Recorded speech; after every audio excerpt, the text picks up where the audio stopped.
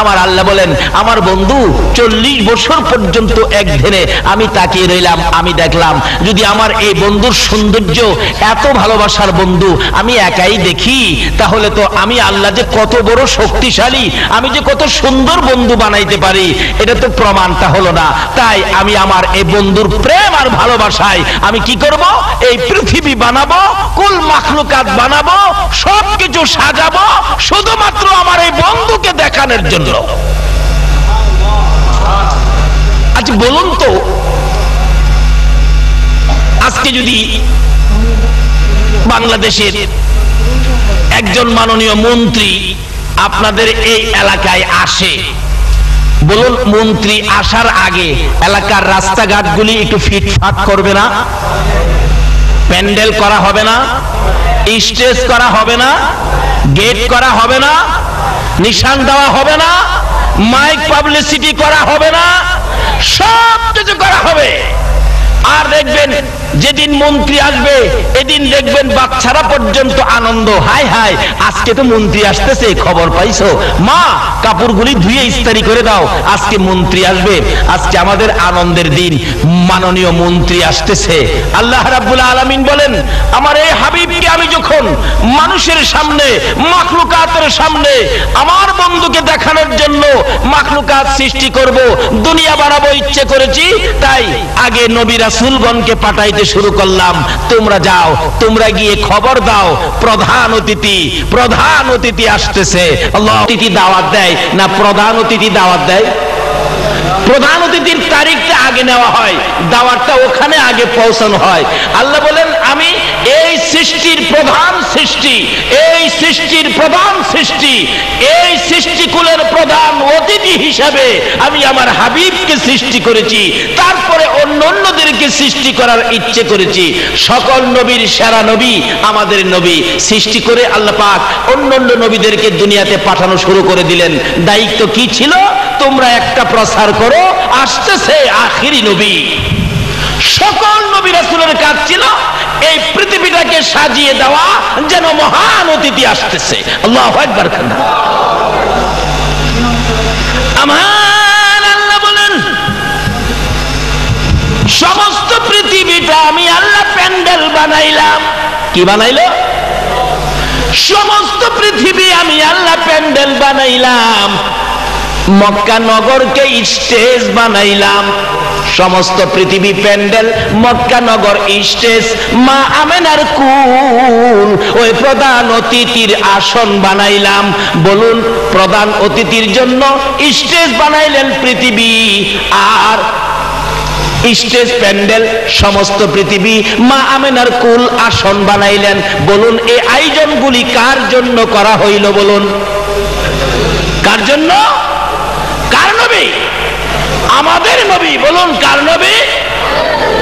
সমস্ত পৃথিবী প্যান্ডেল, মক্কা নগর স্টেজ, মা আমেনার কুল হলো আসন।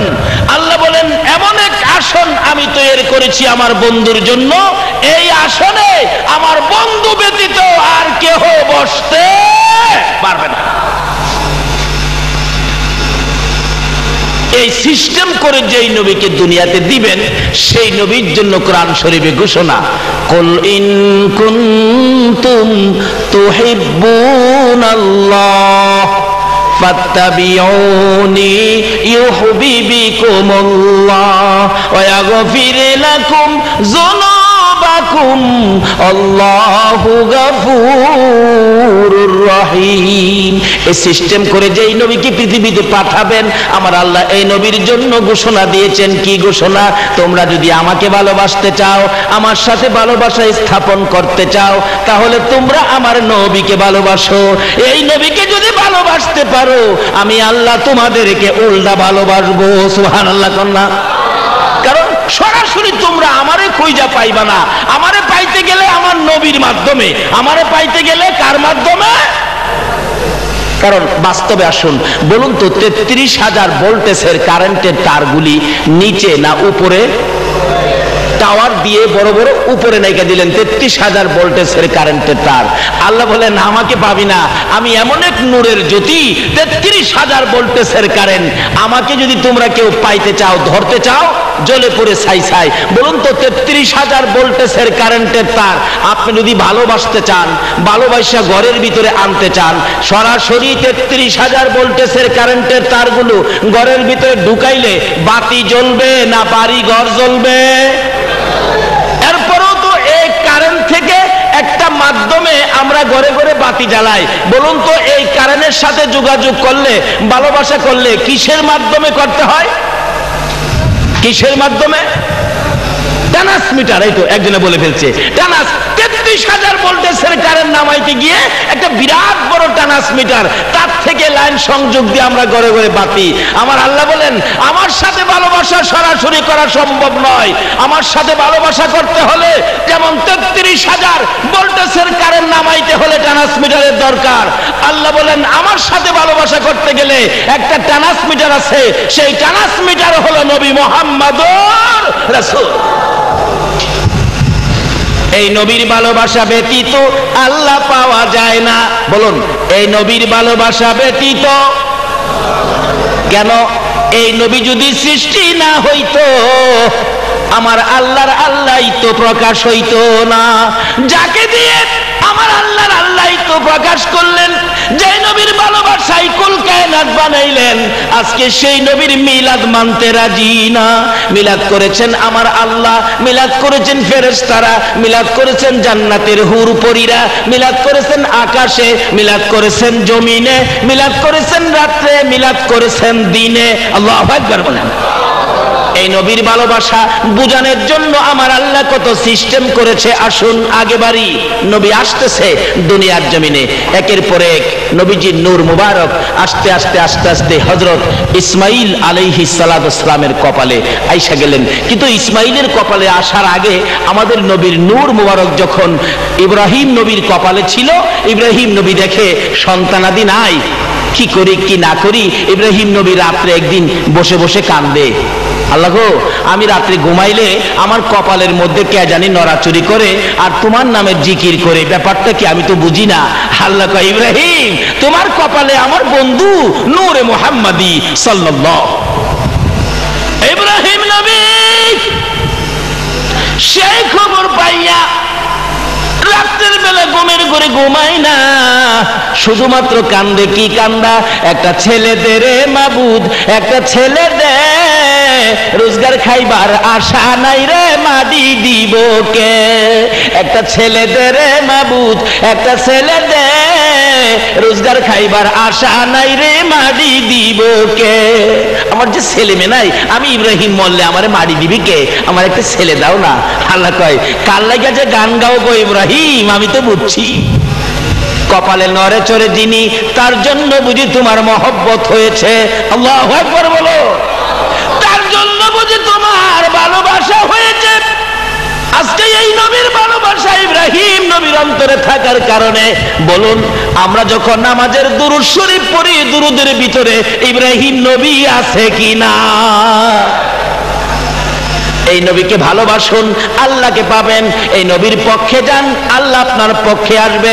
যদি আমার আল্লাহর ভালোবাসা পেতে চাও, এই নবীর ভালোবাসা দাও, আমার আল্লাহর ভালোবাসা পেয়ে যাবেন। কিভাবে? আসুন সামনে বাড়ি। বাবারা ভাইয়েরা কষ্ট হইতাছে আপনাদের? মিলাদুন নবী বুঝতে হবে। আসুন আগে বাড়ি। আল্লাহ মিলাদ করে নবীকে সৃষ্টি করেছেন, তারপরে আস্তে আস্তে ইব্রাহিম নবীর কপাল থেকে মঞ্জুর হয়ে গেল ইসমাইল।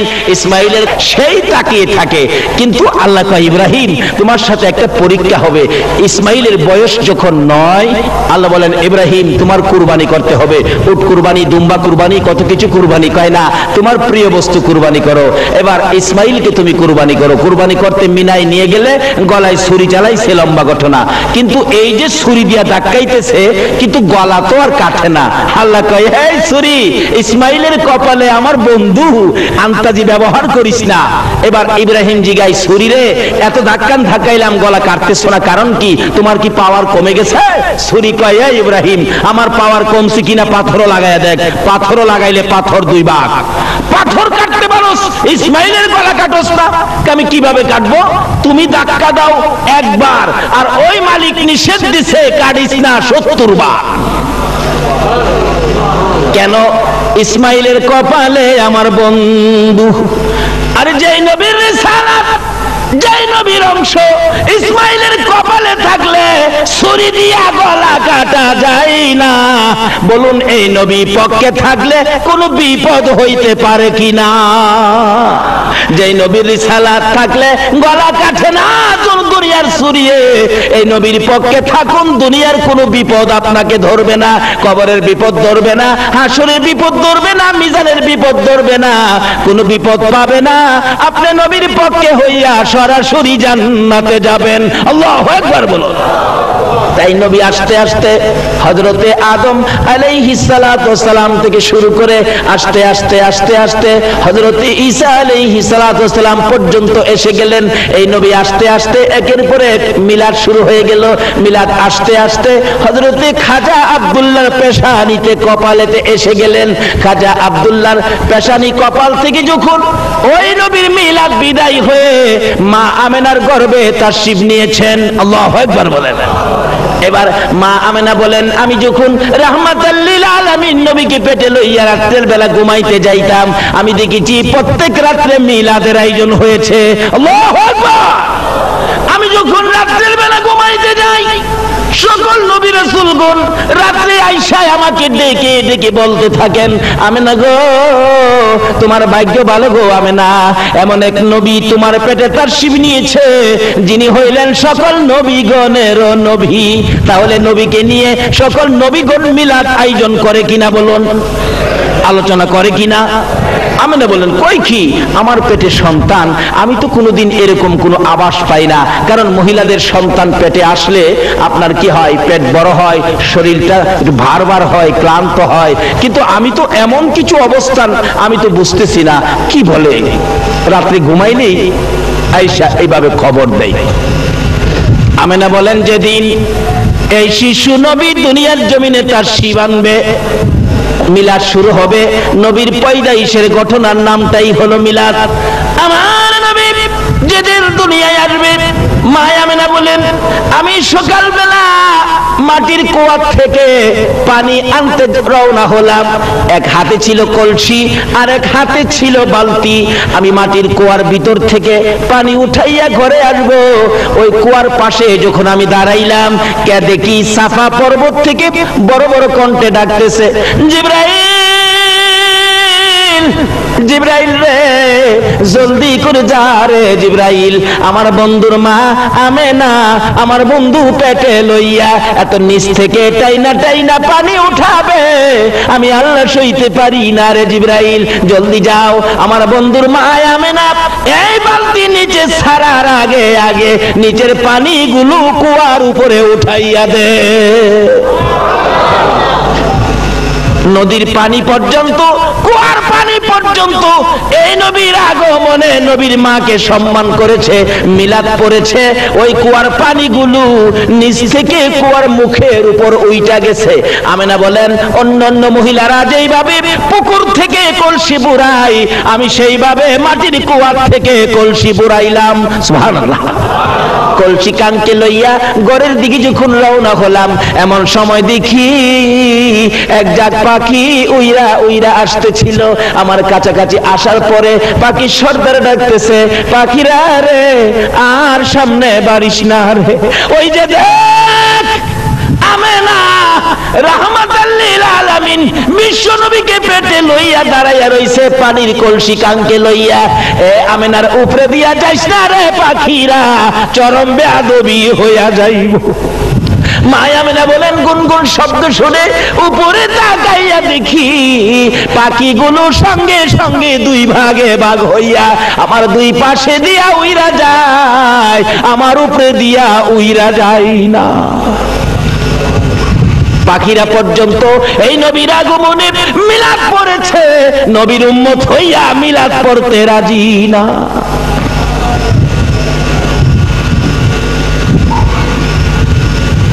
মা আমেনা বলেন, এই অবস্থা যখন, আমি কিছু আশ্চর্য হয়ে গেলাম। আমি একবার বাড়ির সামনে দাঁড়িয়ে আছি, কি ঘটনা কি যেন দেখতেছি। এই নবীর আগমনে তামাম মক্কা নগর যেন খুশিতে যেন নাচতেছে। সুবহানাল্লাহ।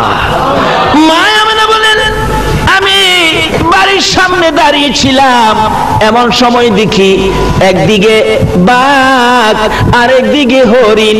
অন্যদিন ভাগ হরিণ দেখলে দৌড়াইয়া ধরার জন্য যায়, হরিণ বাঘ দেখলে দৌড়াইয়া পালায়। আজকে ভাগ হরিণের দিকে তাকায়, হরিণ বাঘের দিকে তাকায়, কেউ কাউরে ভয় পায় না। একজন আরেকজনের দিকে আসতেছে, আর আনন্দের ঢেউ যেন মক্কা নগরীর মরুভূমির মধ্যে উঠতেছে। ভাগ আনন্দিত হইয়া, হরিণ আনন্দিত হইয়া একজন আরেকজনের কাছে যাইয়া রে গুনগুন গুনগুন করে নবীর আগমনের গান গাইতেছে। আল্লাহু আকবার। বাঘ হরিণ মিলে নবীর আগমনের গান গাই। মক্কা নগরী যেন মরুভূমির যেন নবীর আগমনের গান, নবীর আগমনের আনন্দ। একবারে মক্কা নগরী যেন থমথম করতেছে। যেমন মন্ত্রী আসলে এলাকার লোকজন আনন্দিত হয়, গেট করা হয়, রাস্তাঘাট ফিটফাট করা হয়। আমার আল্লাহ বলেন, আমার বন্ধু যেদিন দুনিয়ার জমিনে আগমন করেছে, সমস্ত মক্কা নগর রহমতের ফেরেশতারা নেমে গেছে, বন্ধুর আগমনের গান গাইতেছে, বন্ধুর প্রেম আর ভালোবাসার গান গাইতেছে। এই খবর পাইয়া আমেনা বলেন, এইভাবে দেখতেছি ভাগ হরিণ একসাথে আনন্দিত হয়ে গেলেন। হঠাৎ দেখি একটা বাঘ দৌড়াইয়া আমি আমেনার দিকে আসতেছে। আমি ভয় পাইলাম বাঘ আমাকে খেয়ে ফেলবে। ভাগ দৌড়াই এসে একবার আমার মুখের দিকে চায়, আবার আমার পায়ের দিকে চায়। ভাবলাম ভাগ নিয়ে আমাকে খেয়ে ফেলে, ভয় পাচ্ছি। বাঘে ডাকি, প্রভু গো আমার জবান খুলে দাও না, আমেনার সাথে কথা বলি। বাঘের জবান খুলে গেলে বাঘ ডাকতেছে, আমেনা কিসের ভয় পাও? আমি তো তোমারে খাইতে আসি নাই, আমি তোমার কানে কানে একটা খবর দেওয়ার জন্য আসছি।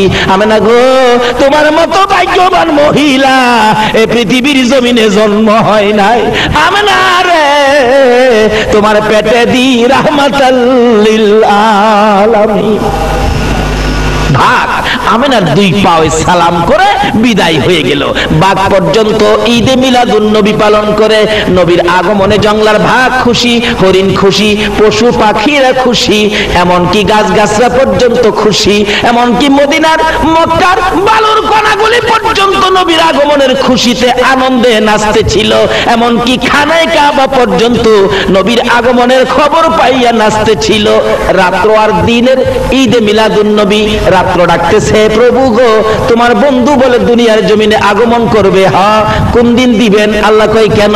রাত্র বলে, বন্ধু তোমার দুনিয়াতে আসবে। ও মাবুদ, তোমার বন্ধুরে রাত্রের বেলা দুনিয়ায় দিও, তাহলে আমি রাত্র খুশি হব, আমি রাত্র গর্ব করব, আমি রাত্র আনন্দ করব। আল্লাহু আকবার। রাত্রে বলেন তোমার বন্ধুরে রাত্রের বেলা দুনিয়ায় দিলে আমি রাত্র খুশি হব, আনন্দ করব। রাত্র নবী পাইলে ঈদ করতে চাই, মিলাদুন নবী করতে চাই। নবীর উম্মত হইয়া ঈদে মিলাদুন নবী মানতে পারলাম না। এবার রাত্র যখন আবদার করলেন, দিনে ডাকতেছে, প্রভু গো তোমার বন্ধু বুঝি আসবে রাত্রের বেলা বুঝি দেওয়ার জন্য। রাত্রে কইতাছে, ও মাবুদ রাত্রে দিও না, হের কথা হইল না, হ্যাঁ কাইল্লা। রাত্র অন্ধকার হইলে একটু কালা কালা ভাব না, হ্যাঁ কাইল্লা, হের কথা হইল না। তোমার বন্ধু দুনিয়ায় আসলে দিনের বেলা দিও, আমি দিন, আমি ফর্সা। দিনে চাই দিনে নিতে, রাত্রে চাই রাত্রে নিতে। এরা খুশি না বেজার? খুশিটার নাম হলো ঈদ, যিনি আসবেন আশাটার নাম হলো মিলাদ। মিলাইয়া হলো ঈদে মিলাদুন নবী সাল্লাল্লাহু আলাইহি ওয়াসাল্লাম। আমার আল্লাহ বলেন, রে রাত্র ও দিন, আমার বন্ধু লইয়া ঝগড়া করিস না। এই বন্ধু ঝগড়ার নবী না, এই বন্ধু বেজালের নবী না, এই বন্ধু হিংসা বিদ্বেষের নবী না, এই নবী গলাগলির নবী না, এই নবী মারামারির নবী না, এই নবী কাটাকাটির নবী না। এই নবীর নাম হলো রাহমাতাল লিল আলামিন। আলামিন। সকল সৃষ্টির জন্য, রাত্রের জন্য, দিনের জন্য, চন্দ্রের জন্য, সূর্যের জন্য আমার নবী হলো রহমত, আমার নবী হলো রহমত। তোমরা দলাদলি করো না, ধাক্কা ধাক্কি করো না।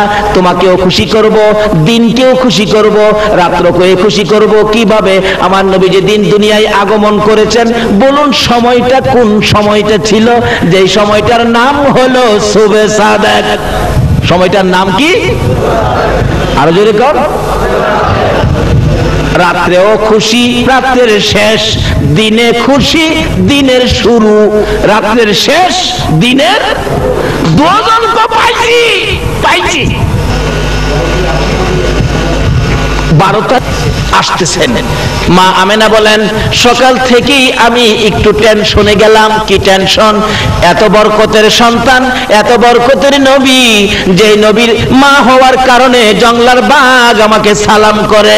এই নবী যে দুনিয়াতে আসবে, আমার সন্তান যে দুনিয়াতে আসবে, আমার যে স্বামী নাই, আমার বিপদে কে আমার পাশে দাঁড়াবে?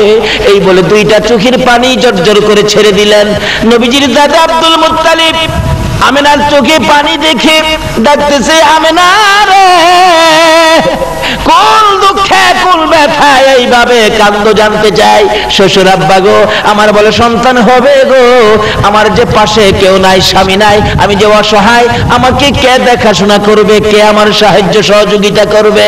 এবার আব্দুল মুত্তালিব বলেন, আমেনা রে, চিন্তা করিস না, এখন থেকে আমার উম্মে আইমান দাসীকে আমার কাজ করতে হবে না, আমার দাসী উম্মে আইমানকে তোমার খেদমতে দিয়ে দিলাম।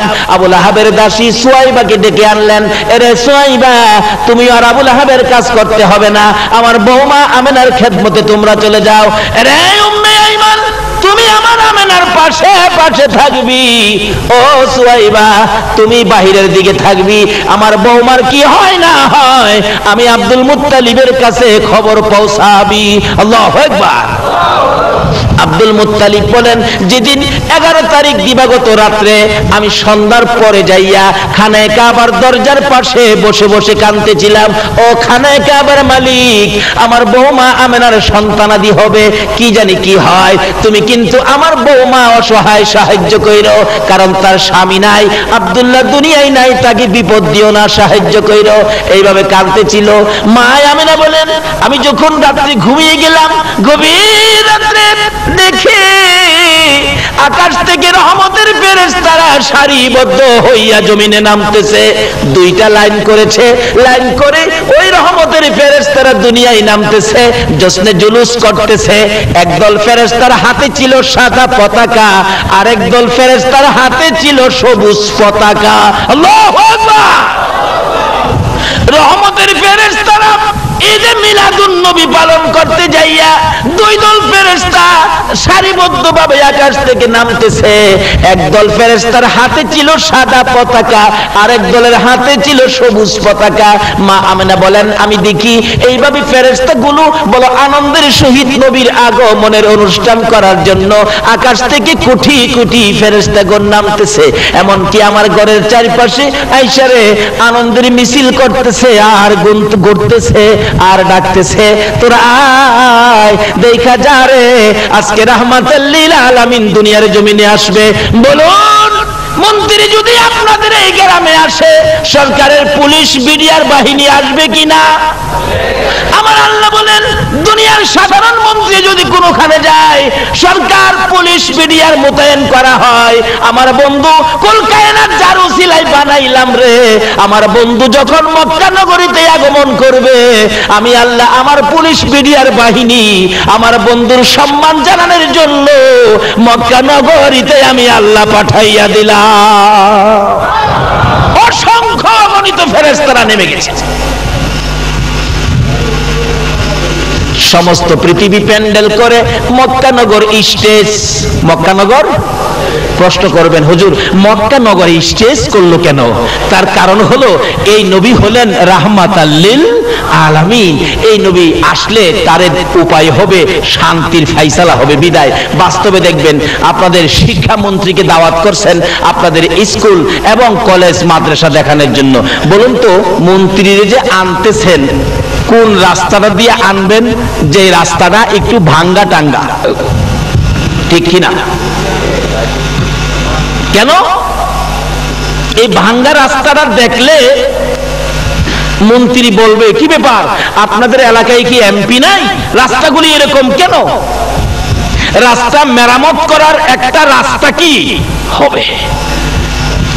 স্টেজ করবে এমন এক জায়গায় যেখানে স্কুলটা ভাঙ্গা কোনাটা দেখা যায়, বারিন্দা নাই দেখা যায়, এমন একটা জায়গায় দেখবেন স্টেজ করছে। মন্ত্রী বৈশাই বলবেন, কি ব্যাপার, এটা স্কুল? হ্যাঁ। এই কি ব্যাপার, এটা স্কুল, শিক্ষা প্রতিষ্ঠান, শিক্ষা জাতির মেরুদণ্ড, এই অবস্থায় থাকলো। তখন মন্ত্রী কি বলবে, না না না, এইটাকে আগে কিছু করতে হবে, আপনারা কাগজ দেন। আমার আল্লাহ বলেন, মক্কা নগরে কিছু হয় না, শুধু মরুভূমি, ধান হয় না, পাট হয় না, আলু হয় না, বাদাম হয় না, কাঁঠাল হয় না, আম হয় না, লেচু হয় না। আল্লাহ কয়, তাই মক্কা নগরে আমার বন্ধুর আগমনের স্টেজ বানাইলাম। বন্ধু গেলেই বন্ধুর আগমনের বরকতে এই মক্কা নগর ধন্য হয়ে যাবে। জোরে জোরে কান সুবহান। শুধু মক্কা নগর নয়, এই নবীর ভালোবাসার হাত যারা বাড়াবে তাদের জীবন ধন্য হইয়া যাইবে। আব্দুল মুত্তালিব বলেন, রাত্র যখন গভীর হয়ে গেল, 2টা 2:30 বাইজা গেল, 3টার কাছাকাছি, এমন সময় দেখি আকাশে বিকট শব্দ হয়েছে। তাকাইলাম আকাশের দিকে, তাকাইয়া দেখি আকাশের দরজাটা খুলে গেছে। আকাশের দিকে তাকাইয়া দেখি কে যেন ডেকে ডেকে বলতেছেন, আজকে এমন আনন্দের দিন রে, আজকে এমন মজার দিন, ভালোবাসার দিন, আজকে তামাম পৃথিবীটার উসিলায় সৃষ্টি ওই রাহমাতুল লিল আলামিন নবী আজকে আমিনার ঘরে তাশরিফ নিতে যাচ্ছে। আব্দুল মুত্তালিব বলেন, আমি তো তাকাই রইলাম, আমিনার ঘরে যাবে, আমিনার ঘরে যাবে রাহমাতুল লিল আলামিন, আমিনার ঘরে যাবে, আমিনা তো আমার বৌমা, কি ঘটনা ঘটতে যাচ্ছে দেখি। এমন সময় বলতেছেন, আব্দুল মুত্তালিব বলেন, আমি তাকাইয়া দেখি ওই দরজাটা দিয়ে 3 থেকে 4 জন মহিলা আসতেছে, জান্নাতি সুন্দর শাড়ি পরে পরে আসতেছে, জান্নাতি সুন্দর শাড়ি পরে। ওই 3 থেকে 4 জন মহিলা, আসিয়া, মারিয়াম, হযরতে হাওয়া এবং রাহিমা, 4 জন ফেরেশতা, 4 জন মহিলা জান্নাত থেকে সুন্দর শাড়ি পরে আনন্দের সহিত নূরের বাতি হাতে লইয়া রাস্তা দিয়ে আসতেছে। আমি জানতে চাই, নতুন শাড়ি, নতুন কাপড় আমরা কোন দিন ব্যবহার করি? আরো জোরে কর। যারা গরিব, টাকা পয়সা নাই, ঈদের দিন বাচ্চা কাচ্চার জন্য কোন জিনিস ক্ষতি করে হলেও নতুন কাপড়ের ব্যবস্থা করে কিনা বলুন তো? মানুষকে বলবো কি, আমার ঘটনা, ছোটকালে আমার বাবা ঈদের দিন আমাদের জামা কাপড়ের ব্যবস্থা করার টাকা পয়সা মিল করতে পারতেছে না। অবশেষে দেখলাম একটা পিতলের কলসি ছিল, কলসিটা বিক্রি করে ঈদের নতুন জামা কাপড় বাবা নিয়ে আসলেন। আমরা যখন ছোট, তাহলে নতুন জামা কাপড়টা হাওলাত করেও, কোন জিনিস ক্ষতি করেও এটা কোন দিন ব্যবহার করা হয়? জোরে কোন কোন দিন? আমার আল্লাহ বলেন, আসিয়া, মারিয়াম, হাওয়ারে, আজকে জান্নাত থেকে সুন্দর নতুন শাড়ি পরো। তাহলে কি বুঝাইলো আল্লাহ? নবীর আগমনের দিনটা কিসের দিন বলুন? বলুন কিসের দিন? আমার আল্লাহ যদি জান্নাতি মহিলা আসিয়া মারিয়ামকে নতুন কাপড় পরে আনন্দ ঈদ করার নির্দেশ দিতে পারে, তাহলে ঈদে মিলাদুন নবী আছে কি না বলুন? জান্নাত থেকে নতুন সুন্দর শাড়ি পরে আসিয়া, মারিয়াম, রাহিমা, হাওয়া ওই দরজা দিয়ে বাহির হয়ে আসতেছিল। আব্দুল মুত্তালিব আকাশের দিকে তাকিয়ে অবাক হয়ে আছেন। তোমরা কারা গো, কই যাইবা গো? শোনা যায় আকাশে আনন্দের ঢেউ খেলতেছে আর ডাকতেছে, চলো আমিনার ঘরে যাই, আজকে মুহাম্মাদুর রাসূলুল্লাহ তার শিব আনতেছে। আব্দুল মুত্তালিব আকাশের মধ্যে এই অবস্থা দেখে একটা দৌড় মেরে আমেনার ঘরের দরজায় গিয়ে দাঁড়ায়া ডাকতেছে, উম্মে আইমান রে, আমার নাতি কই রে, দে আমার এতিম নাতি আমার কোলে উঠাইয়া দে। উম্মে আইমান ঘরের ভিতর থেকে বলতেছেন, ও আব্দুল মুত্তালিব, আপনার নাতি হবে না নাতিন হবে আপনি জানেন কিভাবে? আপনি বলতেছেন আমার নাতি আমার কোলে দে, আপনার তো এখনো নাতি নাতর হয় নাই, কি হবে আমরা তো বলতে পারতেছি না। আব্দুল মুত্তালিব বলেন, উম্মে আইমান, আমার নাতি হবে রে, যে নাতির খবর আকাশে হয়েছে। সুবহানাল্লাহ। যে নাতির খবর আমি আকাশের মধ্যে শুনেছি, নিশ্চিত আমার নাতি হবে, যে নাতি মুহাম্মাদুর রাসূলুল্লাহ রে। উম্মে আইমান বলেন, আব্দুল মুত্তালিব পাগলামি করেন না, নাতি নাতকর কিছুই হয় নাই, একটু চুপ করে থাকুন, দেখি কিছুক্ষণের মধ্যে কিছু হয়ে যাবে বুঝি। কেন না আমেনার ঘরের চারিপাশে দিয়ে আনন্দের ঢেউ উঠে গেছে। মা আমেনা বলেন, আমিও দেখতেছিলাম রহমতের ফেরেশতারা চারদিক ঘুরতেছে, কে যেন দুনিয়ায় আসবে, ওই আগমনের জন্য মহান অতিথিকে স্বাগত জানানোর জন্য ওই ফেরেশতারা আনন্দের ঢেউ উঠাইয়া দিছে। আল্লাহু আকবার। মায়া আমেনা বলেন, কিছুক্ষণ পর সুবে সাদেক যখন হয়ে যায় অনুভব করি নাই, একটু কষ্ট হয়ে আমি আমেনা অনুভব করি নাই, এমনি সময় দেখি একটা পূর্ণিমার চাঁদ উদয় হইয়া গেছে।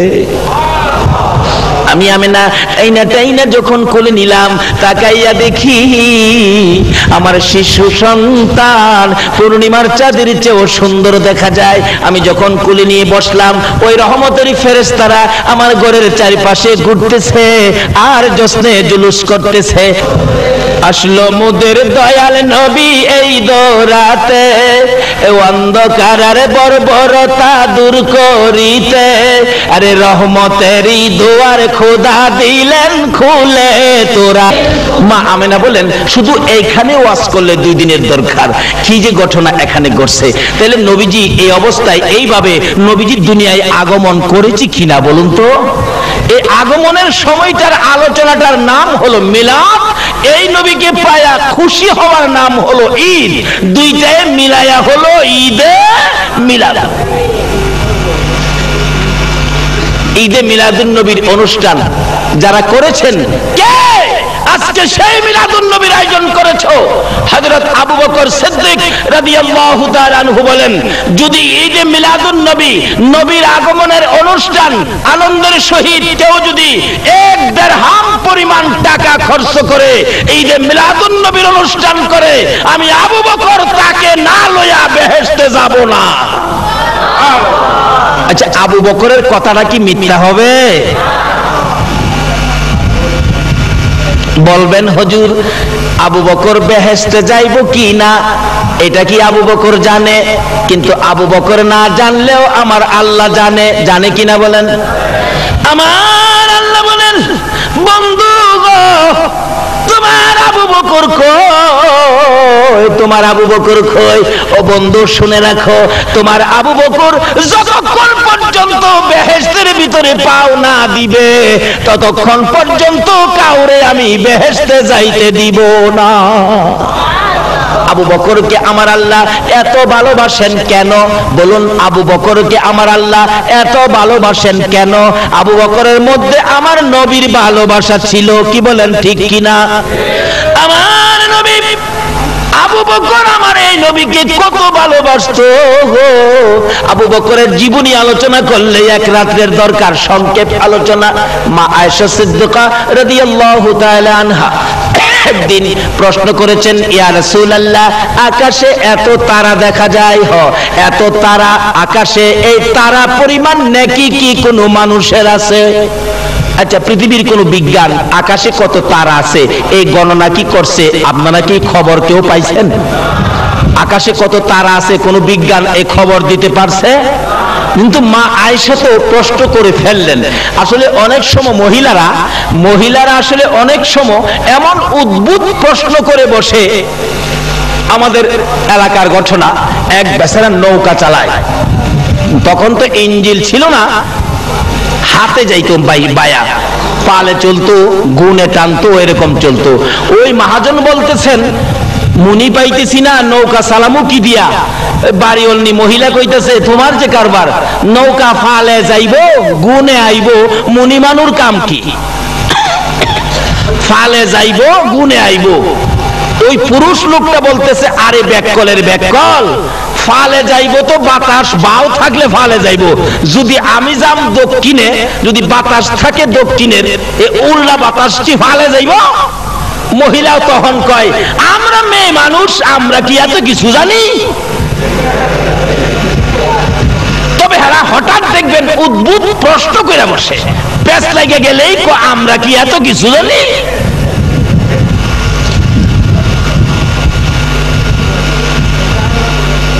মা আয়েশা বলেন ইয়া রাসূলুল্লাহ, আকাশে কত তারা, এই পরিমাণ নেকি কি কোনো মানুষের আছে? আচ্ছা কত, এই প্রশ্নের জবাব আমরা নবী ছাড়া পৃথিবী আর কেউ দিতে পারবে? কিন্তু যে নবীর কাছে প্রশ্ন করছে, এই নবী আকাশে কত তারা আছে বলার ক্ষমতা আছে কিনা? আকাশে কত তারা আছে কেউ জানে না, কিন্তু আমার নবী জানে না। কয় কি জানে না? সঙ্গে সঙ্গে বললেন আয়েশা শোনো, আকাশের তারা বরাবর নেকি আছে হযরত ওমরের। তাহলে বুঝা গেল ওমরের নেকির খবরও নবী জানেন। কোন কি ওমরের এত নেকি? মা আয়েশা বলেন ইয়া রাসূলুল্লাহ, আমি ভাবছিলাম কি আমার আব্বা আবু বকরের নেকি নি এই কিসিমের হয়। এবার আমার নবী বলেন আয়েশা রে, ওমরের নেকির খবর দিলাম, শোনো তোমার আব্বার নেকির খবর। মা আয়েশা ভাবতেছেন আব্বার নেকি কি ওমরের চেয়ে আবার কম হয়ে যায়? আয়েশা, সমস্ত পৃথিবীর আমার উম্মতের নেকি যদি আকাশের তারা বরাবর ওমরের মতো হয়, সমস্ত পৃথিবীর উম্মতের নেকি যদি ওমরের মতো আকাশের তারা বরাবর হয়, আর সমস্ত পৃথিবীর উম্মতের নেকি যদি এক পাল্লায় তুলে দেওয়া হয়, তোমার বাবা আবু বকরের একটা রাতের নেকি যদি আরেক পাল্লায় তুলে দেওয়া হয়, তোমার বাবার এক রাতের নেকির সাথে ওজনে কোলাবে না। মা আয়েশা সিদ্দিকা বলেন এখন খুশি না বেজার? মা আয়েশা বলেন ইয়া রাসূলুল্লাহ, এই রাত্রগুলি কোনটা আমার বাবার এত নেকি পাইলো, ওই রাত্রগুলি কোনটা জানিয়ে দেন। আমার নবী দুইটা চোখের পানি জর্জর করে ছেড়ে দিলেন। আয়েশা রে, যেদিন আমি মক্কাবাসীর যন্ত্রণায়, মক্কাবাসীর নির্যাতনে মক্কা থেকে হিজরত করে মদিনায় যাব রে আয়েশা, আমি তোর বাবা আবু বকরের কানে কানে 6 মাস আগে বলেছিলাম আবু বকর মক্কায় থাকতে পারবো না, মন কয় হিজরত করতে হবে মদিনায়, কিন্তু সঙ্গী হবে তুমি আবু বকর। গভীর রাত্রে যাইয়া আওয়াজ দিয়ে ডাক দিয়েছিলাম আবু বকর, সঙ্গে সঙ্গে জবাব দিলেন লাব্বাইকা ইয়া রাসূলুল্লাহ, আপনার গোলাম হাজির। হিজরতের সামান কাঁধে লইয়া পিছনের জানালাটা বাহির হইয়া নবীর সামনে, রে আবু বকর তুমি কেমনে জানো আজকে আমি তোমাকে ডাক দিব? ডাকের সঙ্গে সঙ্গে বাহির হয়ে গেলে, ইয়া রাসূলুল্লাহ আজ থেকে 6 মাস আগে বলেছিলেন হিজরত করবেন, মায়ের দেশ বাবার দেশ ছেড়ে যাবেন গো, আর সঙ্গী হব আমি আবু বকর। ওই দিন থেকে আমি আবু বকর, আজকে 6টা মাস পার হয়ে গেল, 6টা মাসের মধ্যে আরামের বিছনা হারাম করে দিয়েছি গো আল্লাহর বন্ধু। এশারের নামাজ পড়ে হিজরতের সামান কাঁধে লইয়া দরজার কিনারে দাঁড়ায়, রাসূল কোন সময় আমার আবু বকর কইয়া ডাক মারে। এই এশারের পর থেকে দাঁড়াইয়া থাকতে থাকতে ফজর পর্যন্ত দাঁড়াইয়া থাকি। আল্লাহর কসম করে বলি গো আল্লাহর বন্ধু, এই 6 মাসের মধ্যে একদিনও আবু বকর পিঠ লাগাই না। হুজুর চলুন, দেরি করা যাবে না, ওই তো পিছনে শত্রুর আওয়াজ শোনা যায়। আমার নবীকে লইয়া আবু বকর হাঁটতে শুরু করলে রাসূল বলেন আবু বকর রে, সন্তানের মায়া করলি না, বাড়িঘরের মায়া করলি না, আমি নবীর মায়ায় সব ছেড়ে রওনা হয়ে গেলি। আবু বকর বললেন ইয়া রাসূলুল্লাহ, শুধু সন্তানের মায়া নয়, বাড়িঘরের মায়া নয়, প্রয়োজন হলে আমি আবু বকরের জীবনটা পর্যন্ত আপনার রাসূলের জন্য দিয়ে দিব।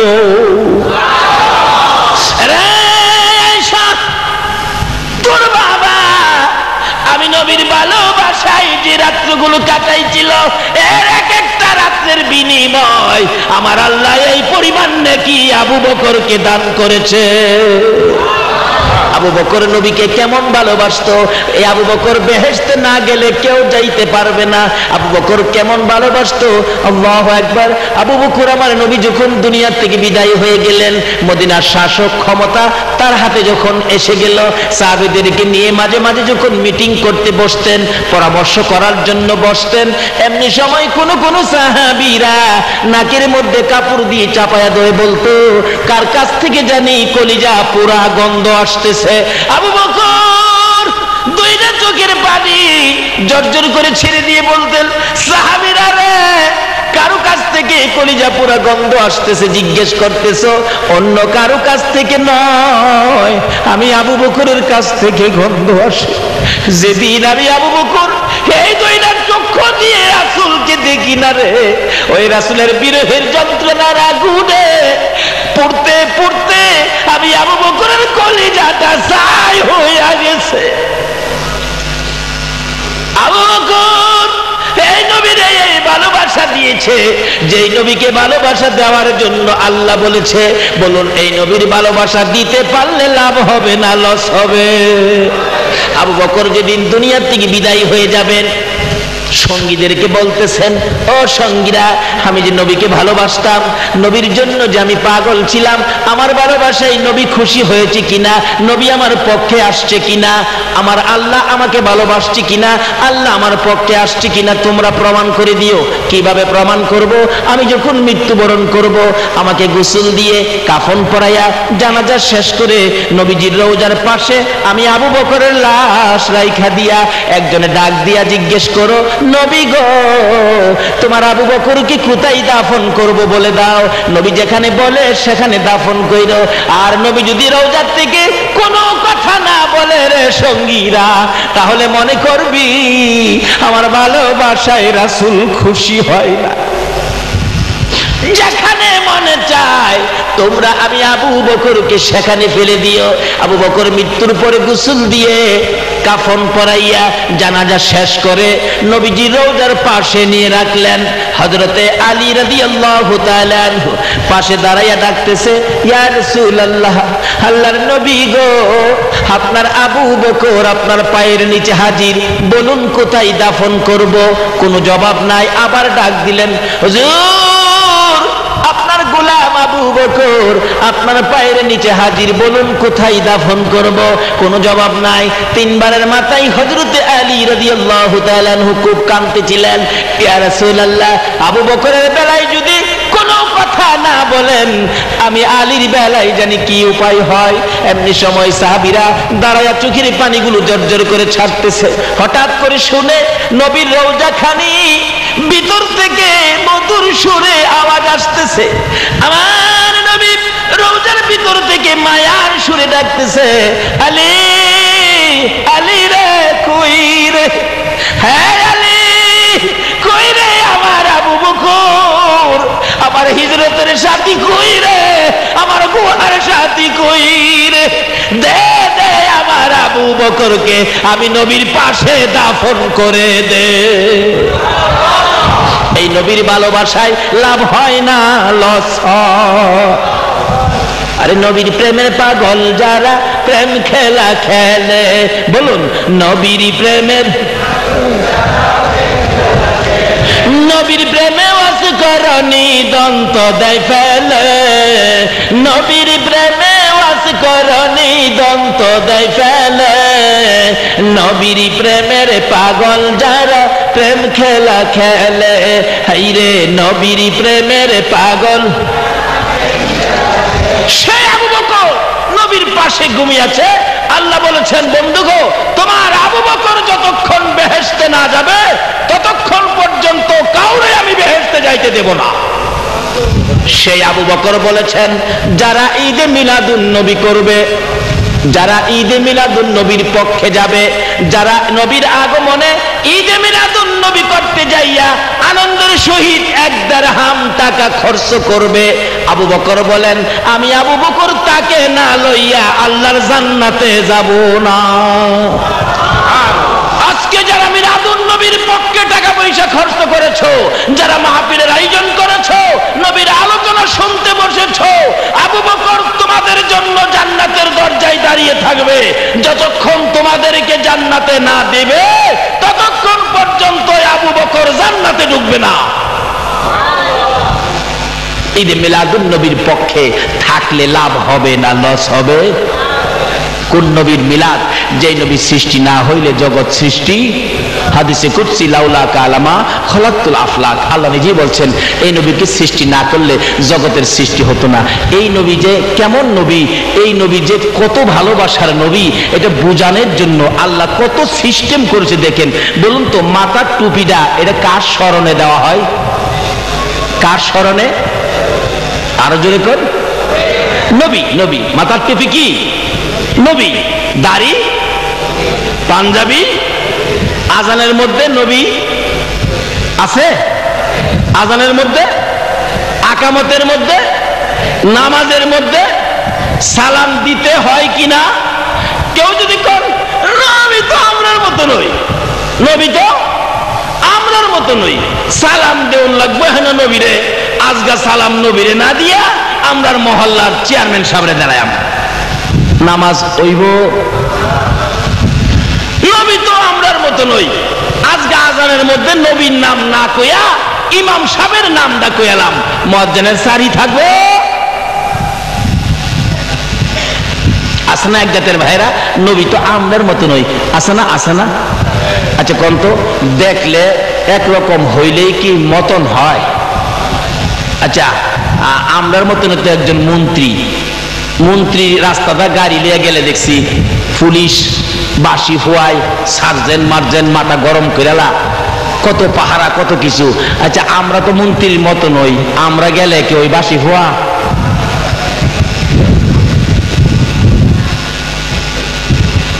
আমার নবী পায়খানা মুবারক আদায় করে আসলে মা আয়েশা সিদ্দিকা গেল, কই নবীজি দেখতেছে, ফিরে আইছে। আয়েশা কই গেছিলা? না হুজুর গেছিলাম। না না না কই না, কই গেছিলা? আসল কথা কও। হুজুর গেছিলাম আল্লাহর নবীর পায়খানা মুবারকের রংটা জানি কেমন দেখবার লাগিয়া। কই দেখছো? দেখছো?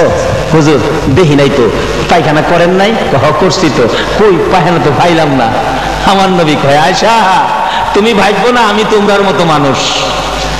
আমি নবী যখন পায়খানা করতে বসি জমিন হা করে থাকে, আমি নবীর পায়খানা মুবারক খাওয়ার জন্য। জমিন হা করে থাকে নবীর পায়খানা খাওয়ার জন্য। আপনার পায়খানা তো কুত্তাও খায় না, তাইলে কি নবী আমরার মতো? সেই নবীর উপর মিলাদ, সেই নবীকে ভালোবাসার নির্দেশ দিয়েছে কোরআন শরীফে আমার আল্লাহ। দুনিয়ায় আর কাউরে ভালোবাসার নির্দেশ দেয় নাই, একজনকে ভালোবাসার নির্দেশ দিয়েছে, ইনি হলেন মুহাম্মাদুর। এই নবীরে ভালোবাসতে লাভ হয় না লস হয়? এই নবীর মিলাদ পড়লে জান্নাতে যায় না জাহান্নামে যায়? একদিন মা আয়েশা নবীজিকে উড়না দিয়া পেঁচ দিয়া ধরছে। ইয়া রাসূলুল্লাহ আজকে আপনারা যাইতে দিব না, আজকে আমার এখানে থাকবেন। নবীজি এই দূরে খাড়িয়া হাসতেছে। আয়েশা কই ছিঁড়ে গেল? ছিঁড়ে গেল নাকি? ছিঁড়ছে না তো। ধরলাম নবী গেল কিভাবে? সব ঠিক আছে নবী। হ্যাঁ রাসূল বলেন আয়েশা তুমি ভাইবো না আমি তোমাদের মতো মানুষ। রাসূল নিজেই বলতেছেন তোমরা ভাইবো না আমি তোমাদের মতো মানুষ। আমি যদি কই নবী আমাদের মতো মানুষ, তাহলে আমি নবীর পক্ষে গেলাম নাকি নবীর দুশমনি করলাম? আপনারা কি দুশমনে রাসূল হবেন নাকি আশিকে রাসূল হবেন?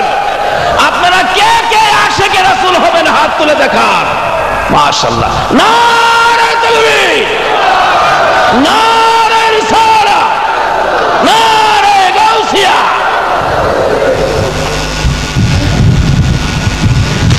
বাবারা আসুন আমি শেষ পর্যায়ে চলে আসলাম। এই নবীকে চিনানোর জন্য আল্লাহ যে কত সিস্টেম করেছেন, এই নবীর মিলাদ বোঝানোর জন্য আমার আল্লাহ নিজে ফেরেশতাদেরকে নিয়ে বলুন দুরুদ সালাম আল্লাহ আমার নবীর উপর প্রেরণ করতেছে কিনা। এই নবীর ইজ্জত সম্মান, এই নবীর চিনানোর জন্য বোঝানোর জন্য আরো কত সিস্টেম করেছেন।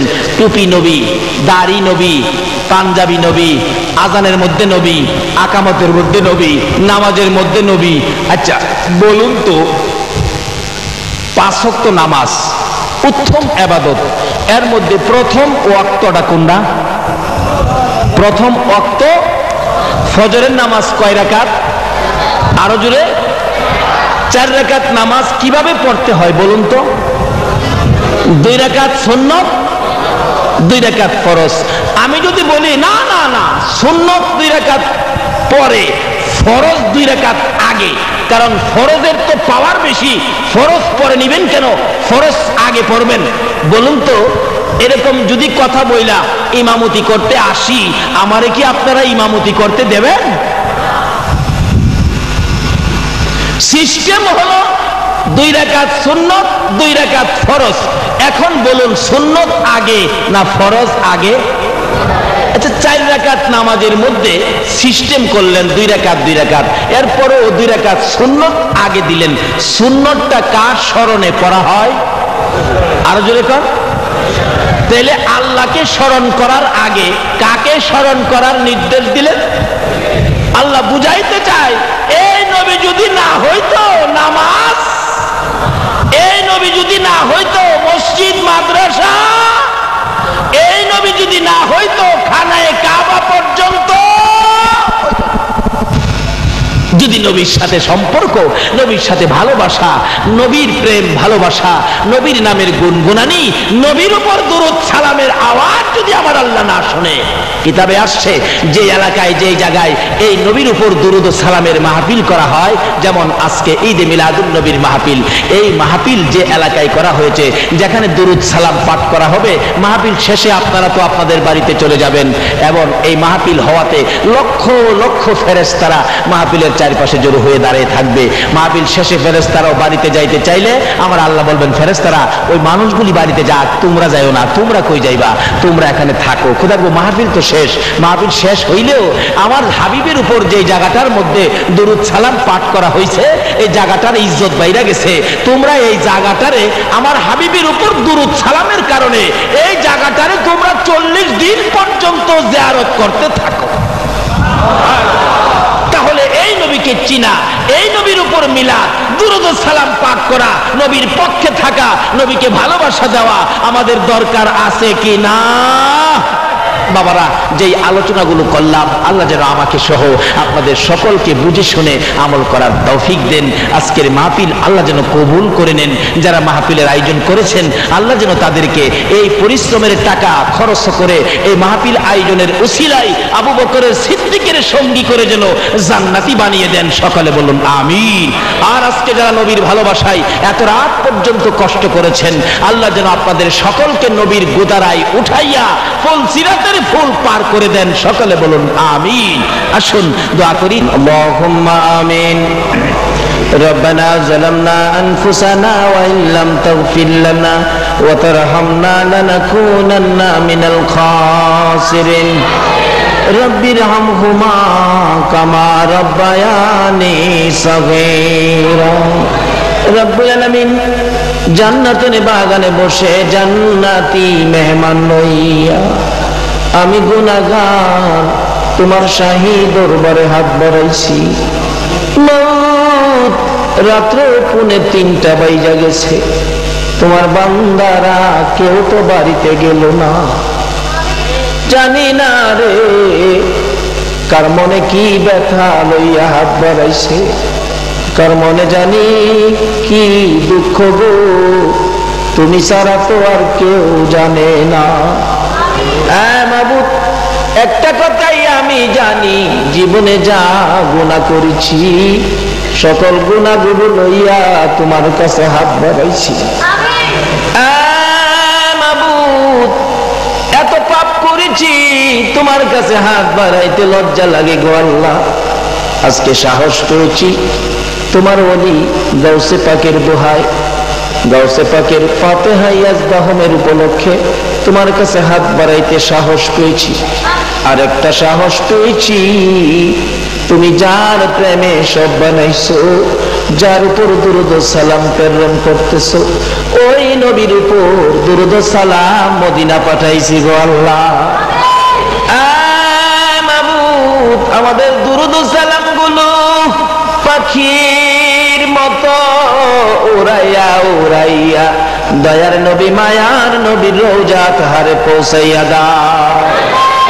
মাবুদ, ফাতিহা ইয়াজদাহম উপলক্ষে এই মাহফিল উসিলা করে, মিলাদুন নবী উপলক্ষে এই মাহফিল উসিলা করে, দুরূদ ও সালাম উসিলা করে আমরা যারা হাত বাড়াইছি, জানি না জীবনে আর কতদিন হাত বাড়াইতে পারবো, জানি না কবে জানি এই দুইটা হাত সাদা কাফনের ভিতরে ঢুইকা যায়, কবে জানি এই দুইটা হাত পচে গলে মাটির সাথে মিশা যাইব আল্লাহ।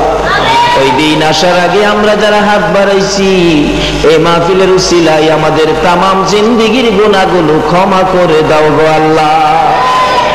মাবুদ, ক্ষমা চাইলাম জীবনের গুনাহ, ক্ষমা যদি না করো কবে জানি মৌতের চিঠি দিয়ে আজরাইল পাঠাইয়া দাও, কবে জানি বড় বাড়ি বড় ঘর সুন্দর বিছানা থেকে চারজনে ধরে ধরে টাইনা টাইনা বাহির করবে, উঠানের কিনারে পর্দা টানাবে, নাকে কানে তুলা লাগাবে, বড়ি পাতার গরম পানির গোসল করাবে, আদরের বাবার জামা কাপড় গুলো সুকেসের মধ্যে সাজাইয়া রাখবে, সন্তানেরা বাবার জামা বুকে লইয়া বাবা বাবা কইয়া কাঁদবে। ওই দিন আসার আগে আমরা যারা হাত বাড়াইছি এই মাহফিলের উসিলায় আমাদের সবাইকে তুমি মাফ করে দাও। মাবুদ, জীবনের গুনাহ মাফের আসার দরখাস্তের পর আর একটা দরখাস্ত করি, তুমি কিন্তু রাগ হইও না। মাবুদ, পৌনে 3টা বাজে যারা এই মাহফিলে কষ্ট করে বসে দুইটা হাত বাড়াইছে, আমি জানি না রে কার জানি মা নাই রে, মা মা মা কার জানি নাই, কার জানি বাবা নাই, বাবা কইয়া ডাক দেওয়ার সুযোগ কার জানি নাই। বাবা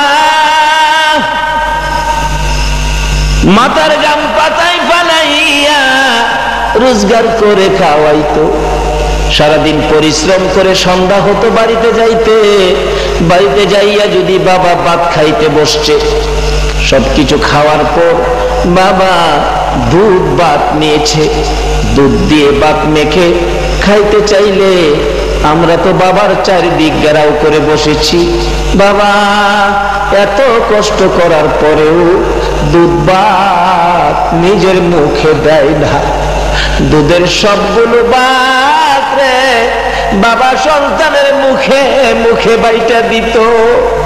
এই বাবা কার জানি রে অন্ধকার কবরে ঘুমিয়ে আছে, ওই মা কার জানি কবরে গো, যেই মা ছোট্ট কালে মায়ের পাশে ঘুমাইতাম, একটু পরে পরে মা সন্তানের নিচে হাত বাড়াইতো, যদি প্রস্রাব করে দিতাম মা প্রস্রাবের খাতা বদলাইতো, আবার প্রস্রাব করেছি আবার বদলাইছে, আবার প্রস্রাব করেছি, খাতার অভাবে মা ভিজা জায়গায় শুইয়া গো আমার মতো সন্তানকে শুকনা জায়গায় শুয়াইতো। ওই জায়গায় যখন প্রস্রাব করেছি মা খাতার অভাবে নিজে ভিজা জায়গায় শুইয়া তোমার আমার মতো সন্তান মা টাইনা টাইনা বুকে রাখতো। হে মা বাবা কার জানি কবরে গো আল্লাহ, এই মুহূর্তে ওই সকল মা বাবার কবর গুলো জান্নাতের বাগান বানাইয়া দাও। মা বাবা যার দুনিয়াতে আছে হায়াত বাড়িয়ে দাও, মা বাবা কেমন জিনিস বুঝার তৌফিক ছেলে মেয়েদেরকে দান করে দাও।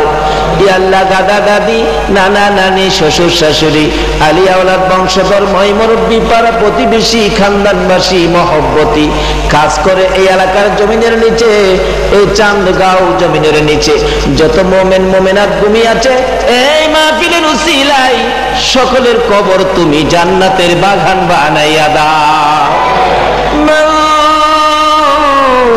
মাবুদ রে।